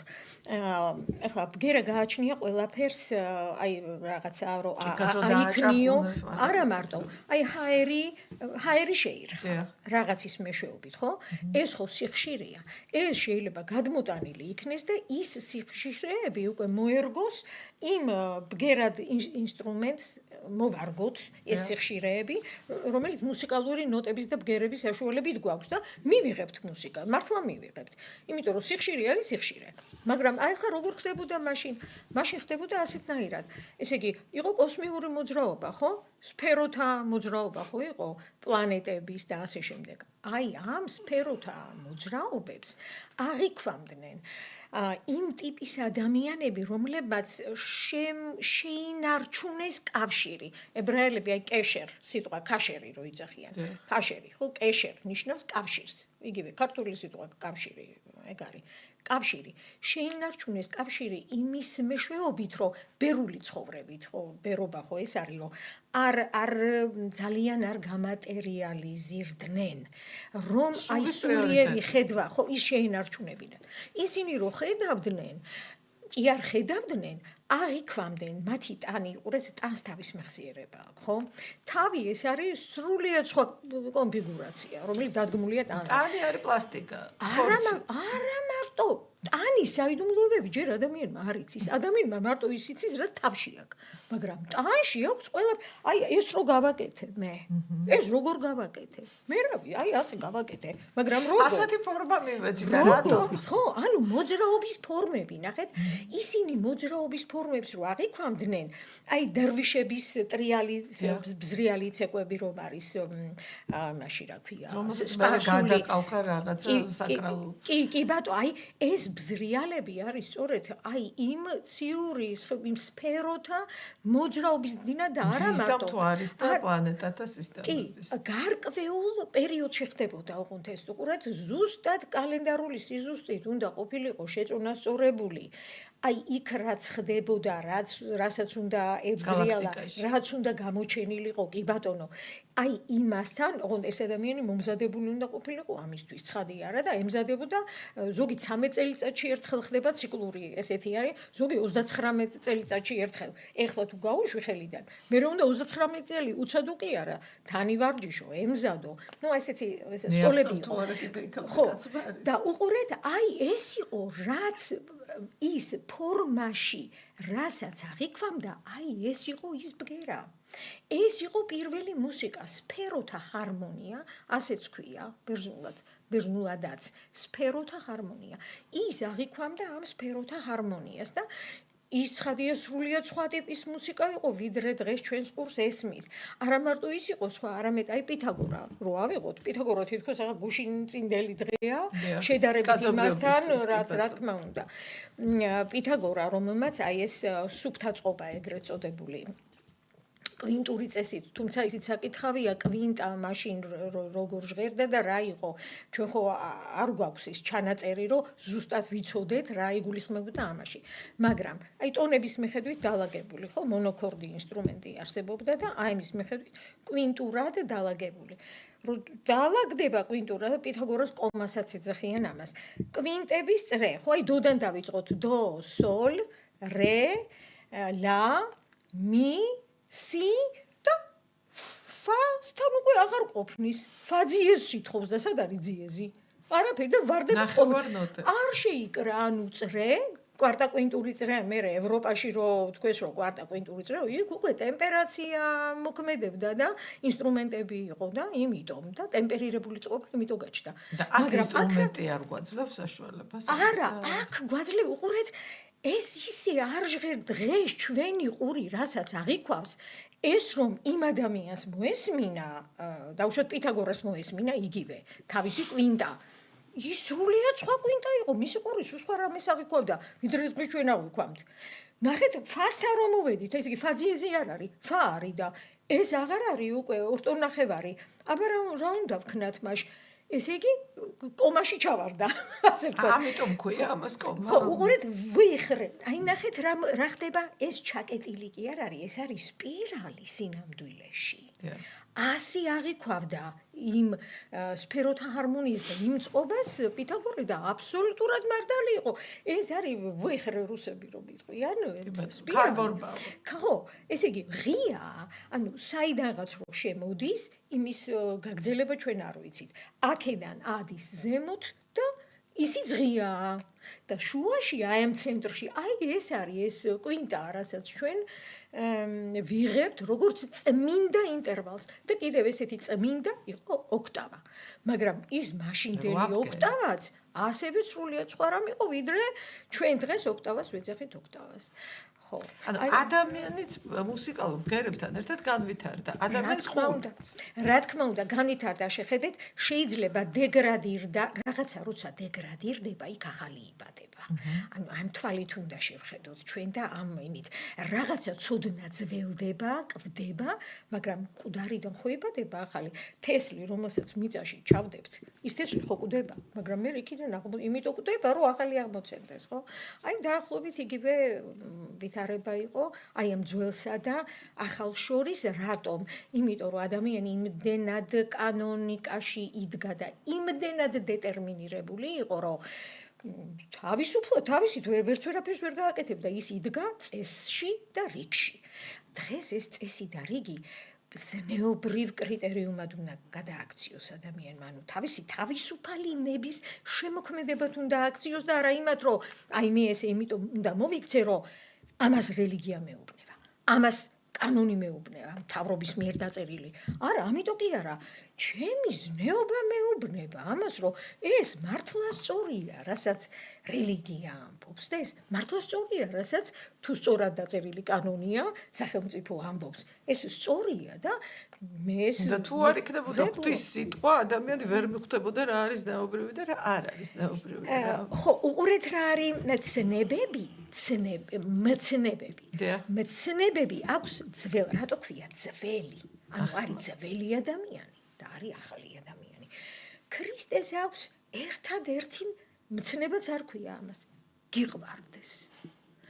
გიყვარდეს, მოჭირო. ეს არის ყველაფერი, გიყვარდეს და გიყვარდეს მტერი რა არის, ეს კიდე მაგრამ ძველმა აღთქმა ძველმა მცნებებმა მოგვიყვანეს აი ამ პოსტულატამ და გვიყვარდეს ერთმანეთი. აი თუ გავიზარდეთ. კი, ოღონდ თუ ქრისტე არ მოვიდოდა, ადამიანები ვერ მივიდოდნენ აქამდე და ამიტომ მოხდა ეს ღვთაებრივი მსხვერპლი, სწორედ სიყვარულის მსხვერპლი ამიტომ მოხდა, რომ ადამიანებში ეს დაბადებულიყო.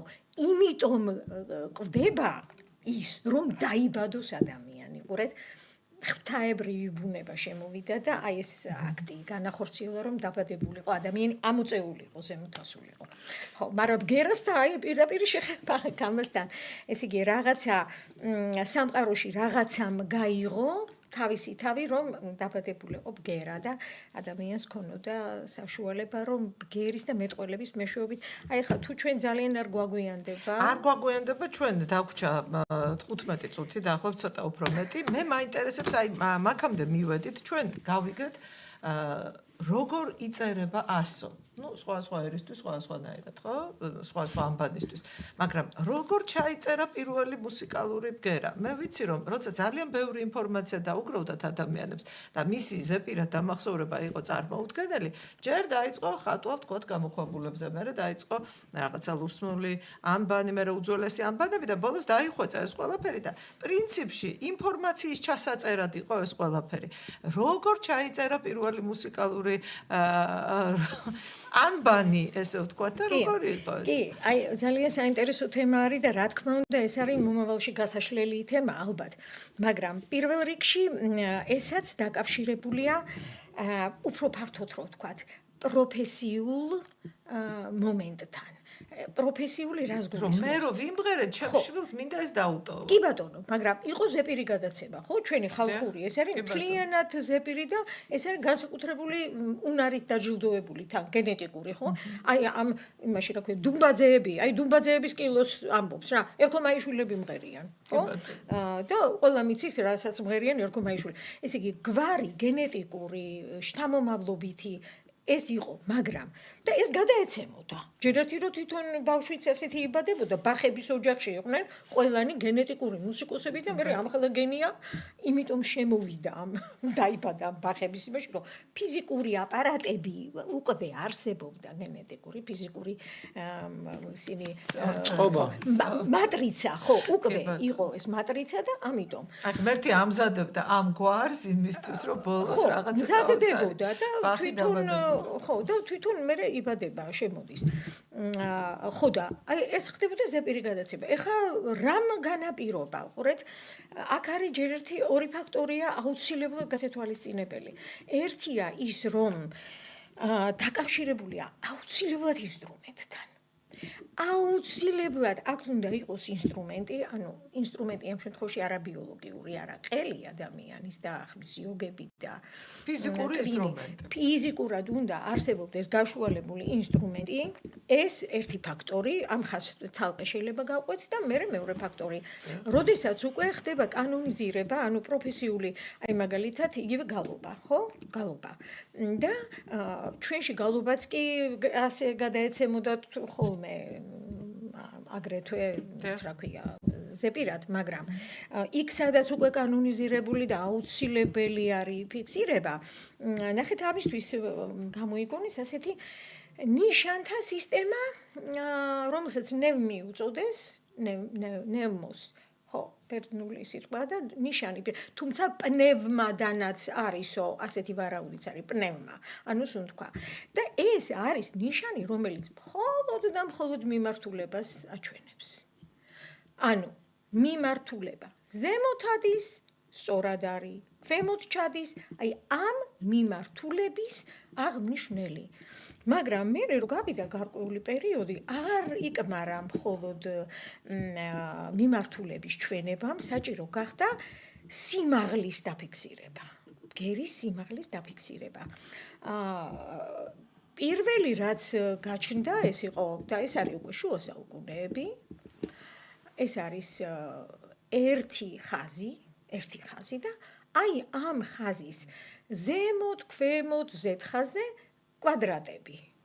ოთხკუთხედი კვადრატები. არა მრგვალი, ის მრგვლოვანი კიდევ უფრო გვიან. და სხვათა შორის ისეთი დიდი პერიოდებია გასული, საუკუნეებია გასული, რომ ამ ერთი ხაზიდან მერე 4 ხაზი გამხდარიყო, ეს არის უკვე მე-11 საუკუნე. მანამდე არსად არ არის, ანუ არ არის ახლა ფაქტი დაფიქსირებული. ეს თქვენ ამბობთ სოფლიოში თუ საქართველოში?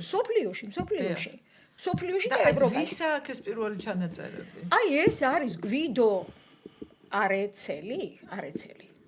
გვიდო დარეცი, ხო. სადა ტოსკანელი ის იყო ესა, ტოსკანელი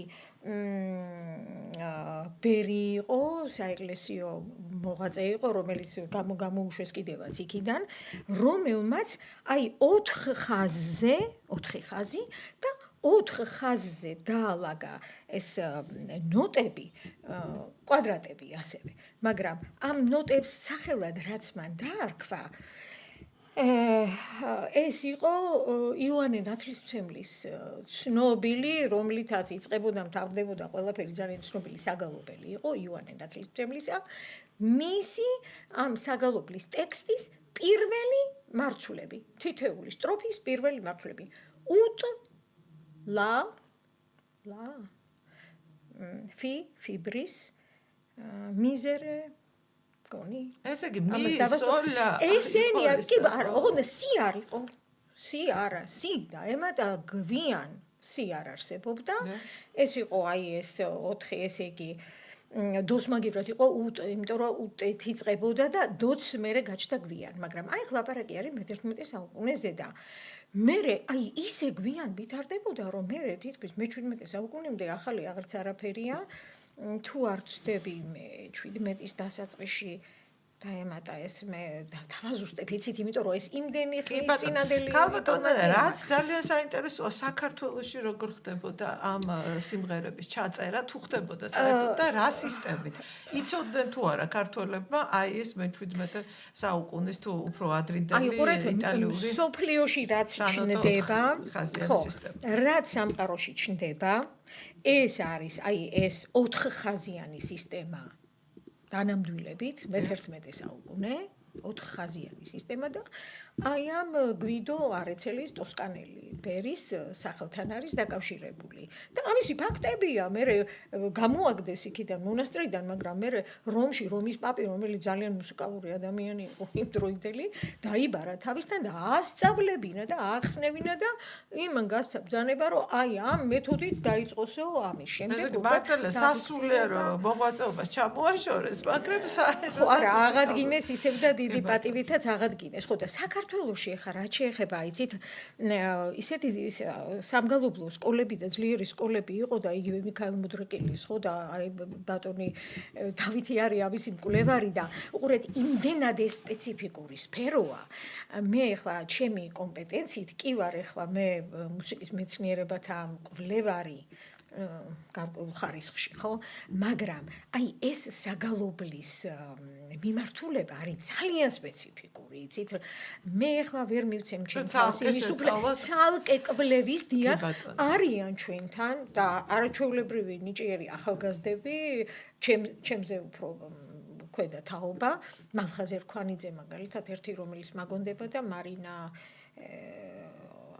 მახსოვს ხა ქალბატონი ერთი რომელიც ასევე იკვლევს და წლები არის იმაში ამ საქმეში ამ პროფესიით ანუ და პროფესიულ დონეზე იკვლევს რა თქმა უნდა და მათ აი კომპეტენტური აზრი ან პროფესიონალიზმი ჩემი პროფესიონალიზმი ამ ხრივ არ იკმარებს ან მე არ გამიხდია ეს სპეციალური კვლევის ძალიან საინტერესოა ბატონ დავით თქვენ ხო არ წაწყდომი ხართ სადმე რომ ჩვენ მქონდა განსხვავებული სანოტო სისტემა ყოველ შემთხვევაში ის აღრიცხვები თუ აღნიშვნები რომლითაც მამა ვთქვათ შულს გადასცემდა ანუ წინათაობა მომავალ თაობას გადასცემდა წავაწყდი როგორია თქვენი წავაწყდი პაულ ენგუროყვასთან ისევ და ისევ ჩვენ ალბათ რომელიმე მომავალ გადაცემაში ქალბატონ ანასთან გვექნება ამაზე საუბარი და მე ვეთანხმები ქალბატონ ანას იმაში რომ ეს ჩვენთან რაც არსებობს მიქაელ მუდრეკილი ბრძანა არ არის ამოხსნილი და ამოცნობილი. იმისთვის რომ ეს სადასტურდეს რომ ამოცნობილია თუნდაც პაულ ენგუროყვას მიერ ხო? ამას კიდევ სჭირდება კვლევა. და ჩვენ გვექნება მცდელობა რომ ამაში ჩვენი წვლილით შევიტანოთ მე როგორც რომ წავაწყდი იმ კაცმა ქალბატონ ანამ რომელმაც ის უმაღლეს დონეზე რაც ქვია ამ მუსიკალურ ზოგადად მეცნიერებას. ერთი აშემილია დავამატო რომ ნეომები ეს რაც განიმარტა ყველგან მიღებულია. მოყოლ რომ წარმოვიდგინოთ, ნეუმა ეს არის მუსიკალური გარკვეული პასაჟის მონაკვეთის აღნიშვნა, იგივე მიმართულებისაც და რაღაცა წაიმღერო კიდევ რაღაცა ნეუმასაც ამას ეძახიან სხვათა შორის რა. და ნიშანი, ხო, ნიშანს, ეს ნიშანი რამოდენიმე ასეული არსებობს, რომ ის ამოიკითხო, შენ წაიკითხო. მიქაელ მუდრიკილთან და კიდევ 8 ქართულ ხელნაწერში, რომელიც გადარჩა საქართველოს კინტრიშის, წვირმის, ათონის მთის და სინას მთისა, ეს სულ 9 არის შემორჩენილი. იქ არის ქართული სანოტო ნიშნებიც, რომელიც ძალიან ცოტაა. არის 8 და კიდევ პლუს ძალიან იშვიათად გამოყენებული იუბილეაციის აღნიშნული. ძირითადად არის 8. ეს 8 განსხვავდება ბერძნული ნოტებისაგან, ბერძნებს ნოტები ჰქონდათ აღრიცხული ასონიშნებით, აი ანტიკური ხანის ქრისტეშობამდელი პერიოდის მუსიკალურად შემორჩენილი ბერძნებიდან, ის იწერებოდა ბერძნული ანბანის მიხედვით, აი როგორც H-ი რომ წარმოვიდგინოთ და ასონიშნები. იქ იყო 23 ასო ნიშანი გამოყენებული, რომელიც 3 ოქტავას აერთიანებდა. ოქტავა 8 საფეხურიანია კი იცით თქვენ და აი 23 პირველიდან 23-მდე აი ეს ნიშანთა რაოდენობა ამდენი იყო. ქართულში არის ძირითადი 8, რომელიც პავლენგო როყვამ ამოხსნა და ჩვენ ალბათ როდესაც რო გვექნება ამაზე უფრო როგორც მკითხველი ამ შემთხვევაში მე და როგორც ის დამადასტურებელი ან უარმყოფი მე მაშინ არ მივიღებ ასეთ მონაწილეობას. აქ უბრალოდ რაც წავიკითხე, იმის გადმოცემა შემიძლია და იმის წარდგენა რომ კვლევისაგან სწორედ ეს შეიძლება იყოს ქართული მსმენელებისთვის და მუსიკალური საზოგადოებისთვის. გვია ადრინდელია, რა შემოგჩა ბატონ და მიქაელ მოდრეკილისგან. ეს მე-9 საუკუნეა, მე-9 საუკუნე არის, წარმოედგინეთ, მე-19 საუკუნეებზე ლაპარაკი, იქიდან შემორჩენილია. ნახეთ როგორ არის. მიქაელ მოდრეკილის ნაწარმოებში ასობით ჰიმნოგრაფიული ნაწარმოებია, რაც დაგვრჩა. გამოყენებულია 2 ფერის მელანი. ერთი არის შავი, ერთი არის წითელი. სინგური ეძახვა ამას. შავი არის წერტილები, გარდა ტექსტისა, ტექსტის თავის ფერი გააჩნია, მაგრამ შავი წერტილი ასევე ამოუცნობი იყო. ყველას ეს ეგონა რომ ქაღალდზე ქაღალდები მაშინ არ არსებობდა და ყველა ადგილი გამოყენებული ყოფილიყო და სტროფი არ იწერებოდა, როგორც ჩვენ ახლა ვწერეთ, რომ დაიწერება ერთი სტრიქონი, შემდეგ ქვემოთ მეორე სტრიქონი და ადგილები რჩება სტრიქონის შემდეგ თავისუფალი. გვაქვს ქაღალდი და წერება ბეშტი რამდენიც გინდა. მაშინ ყველაფრის ეკონომია იყო საჭირო. ამიტომ ისმებოდა შავი წერტილები და ეს მოთხრობასავით მიყვებოდა. პაულე ინგოროყვამ 17 წელს აღმოაჩინა შემდეგი რომ შავი წერტილი ეს არის მეტრი. მეტრი ნიშნავს მარცვლების რაოდენობას. ჰიმნოგრაფიული ტექსტები ჩვენი იყო ურითმო პოეზია, ანუ ლექსია, რომელსაც რითმა არ გააჩნია. მას გააჩნია წყობის რითმა. როგორია? 5 სტრიქონიანი სტროფი, პირველი სტრიქონი 5 მარცვალი, 7, 8, 7, 8 მაგალითად ხო 5, 7, 8, 7, 8 და ეს 5 სტროფში მეორდებოდა. ასეთი ვარიაცია 1000-ზე მეტია. ანუ აქ 5, 7, 8 კი არა, მარტო აქ არის მრავალნაირი. მაგალითად, შოთა რუსთაველს 11 მარცვლიანი სტროფი აქვს, როგორც წესი და იქ თავისი ახსნა განმარტება გააჩნია შესწავლილი. კი ბატონო მაგალითად დაბალი, მაგის 16 მარცვალი უნდა იყოს. მაგრამ ამ ჰიმნოგრაფიაში რითმა არა გვაქვს რუსთაველში აბსოლუტური რითმაა, ხო?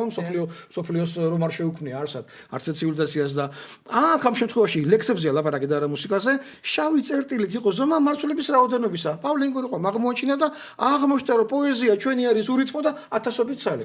შემდეგ რო გახდება უკვე 50-იან წლებში, 40 წლის მერე ამ აღმოჩენიდან პავლენგო როყვა ამოხსნეს კიდევ მუსიკალურ ნიშნებს ამ 8 ცალს, რომელიც ოქტავა, დო და ის კი არ ქვია რაც არის დო, რე, მი, ფა კი არ ქვია, იმას სხვა თავისი სახელებიც ჰქონდა, როგორც დაადგინა პავლენგო როყვამ ბერძნულთან მისადაგებული. ოღონდ ეხლა მამაინც ერთ რამეს დავამთავრებ, ეს წითელი ფერით ხდებოდა ამ ნიშნების აღნიშვნა. 4 იწერებოდა ტექსტის ზემოდან, 4 ქვემოდან და ეს არ იყო ასონიშნები. ქართველი ამას რო შეხედავდა, დაინახავდა ხმა მაღლა მომდიოდა, დაბლა მომდიოდა, იმიტომ რომ ისე იყო ეს 4 ნიშანი დალაგებული რომ ეს პირდაპირ სიმაღლეს გიჩვენებდა. წითელი რას ნიშნავს? წითელი რო ეს მუსიკალური ნიშანია, შავი წერტილი იყო რომ ლექსის მეტრის ნიშანია. ერთ რამეს დავამატებ აქ ქალბატონ ნანა ბზანებდა რომ აი ქეშერ ხო და ქართულთან კავშირია ხო? მე ვიტყვიათ საინტერესო რამეს, ეს არც არავის არ არის და ჩემია და რატომაც არაფერი მიმიკვლებია და ხო შეიძლება ერთ რაღაცას მივაკვლიო არა? რასაც ბატონო. ხო. ბგერა ბერძნულად და შემდეგ სოფლიოში და საერთაშორისო სიტყვა ეს არის ფონი. ფონი იგივე ტელეფონი რო არის, iPhone-ი რო გვაქვს თანამედროვე დედამიწელებს ხო? ეს ფონი, phone ეს არის ბერძნული სიტყვა, ლათინური, ბერძნული და ასე შემდეგ. რაც ნიშნავს phone. ქართული სიტყვა ფონი. რაც ნიშნავს phones. ფონი რა არის? როცა მდინარე, მაგალითად ენგური, თქვენი მხარის ძვირფასი მდინარე, ხო? ენგური, რო გადალახო, იქ ფონით ვარ მონახე, ვერ გადალახო გამორიცხულია. და იმ ფონის მონახვა სამუნდა და იმას ფონი ქვია, რომ გავლა შეგეძლოს ერთი ნაპირიდან მეორეზე. ფონი რა არის და ბგერა, რატომ ქვია ბგერას ფონ? ეს უკვე ჩემსაც გეუბნები და თუ გნებავთ ნუ მიიღეთ მაყურებლებო. უაღრესად საინტერესოა უკვე. ეს არის ფონი მეტყველების აპარატიდან, რომელიც ხმას გამოსცემს, ჩემს ნიჟარამდე, ყურის ნიჟარამდე. აი ეს ხმამ უნდა გაიაროს, ფონი უნდა მოძებნოს.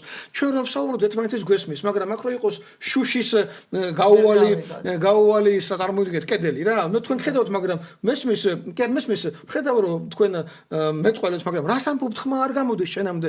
ფონი არ გააჩნია, კედელია დიდი მსხვილი შუშისა წარმოიდგინეთ რა. ფონი აქედან იბადება.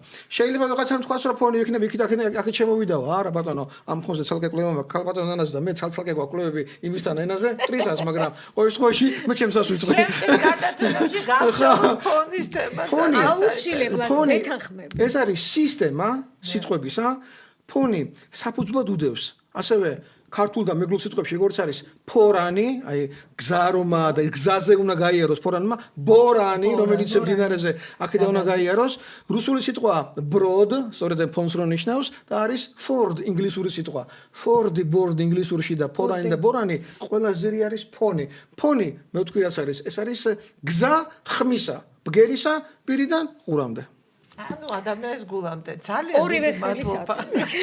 დიდი მადლობა ჩვენს ძვირფას ტელემაყურებლებს ალბათ უკვე გაუჩნდათ მოლოდინი იმისა რომ მომავალ კვირას თქვენ ისევ შეგხვდებათ და გავაგრძელებთ ამ ძალიან საინტერესო საუბარს. კვირა დღეს შემეცნებას მიუძღვნის Georgian Times-ი. დიდი მადლობა ბატონ დავით გალეგაშვილს და ქალბატონ ნანა ფარლიას. ჩვენ ასე გემშვიდობებით მომავალ კვირამდე. კარგად წანდებოდეთ. ნახვამდის. რეალური აქცენტები ია დანელიასთან ერთად.